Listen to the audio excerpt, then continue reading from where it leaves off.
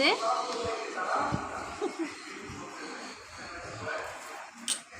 হ্যাঁ হ্যাঁ, কি খাচ্ছ? গুঁড়ো দুধ চুরি দেখি করে হাতে কি? গুঁড়ো দুধ চুরি করে খাচ্ছি। বের হও, বের হও, না বের হও বললাম। তুমি তো আমার মারবে। না মারবো না, বের হও। আচ্ছা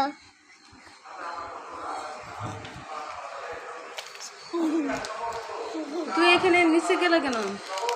আমি তো চুরি করে খাচ্ছি না, তুমি যে না দেখতে পারো।